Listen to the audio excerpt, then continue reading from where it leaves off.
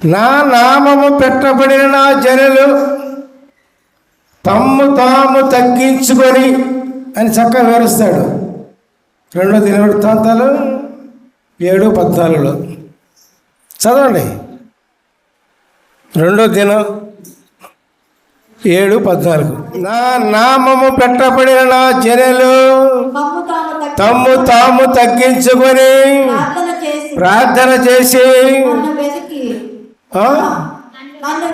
నన్ను వెదకి తమ చెడు మార్గములను విడిచిన ఎడల ఆకాశము నుండి నేను వారి ప్రార్థన విని వారి పాపములు క్షమించి వారి దేశమును స్వస్థపరచుదును. Hallelujah, praise the Lord, praise the Lord. ప్రార్థన చేసినప్పుడు మనం ఏ విధంగా ఉండాలి? తమ్ము తాము తగ్గించుకోవాలి.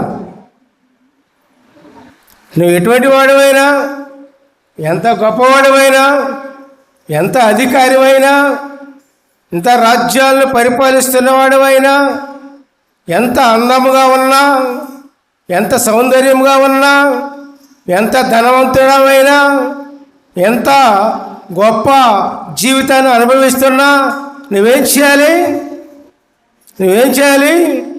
నువ్వు తగ్గించుకో దేవుని ముందు.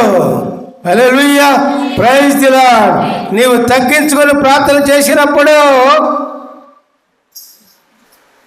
అప్పుడు నువ్వు చేసే ప్రార్థన దేవుడి చేత అంగీకరించబడుతుంది. నీకేదైనా మేలు చేశారనుకో, గర్వించకూడదు. నీకేదైనా గొప్ప కార్యం చేశారనుకో దేవుడు, నువ్వు గర్వించకూడదు. గర్వం ఊరికనే వస్తుంది చెప్పబెట్టకుండా, ప్రతి ఒక్కరికి కూడా. ఆ విధంగా గర్వించకూడదు. ఏం చేయాలి? నువ్వు తగ్గించుకొని ప్రార్థన చేయాలి, తగ్గించుకొని స్తుతించాలి, తగ్గించుకొని మహింపరచాలి, తగ్గించుకొని కొనియాడాలి. హల్లెలూయా, ప్రైజ్ ది లార్డ్. అదే 2 ఉదాహరణలు 2 మనుషుల గురించి మనం ఈరోజు తెలుసుకుందాం. దేవునికి స్తోత్రం. హల్లెలూయా, ప్రైజ్ ది లార్డ్.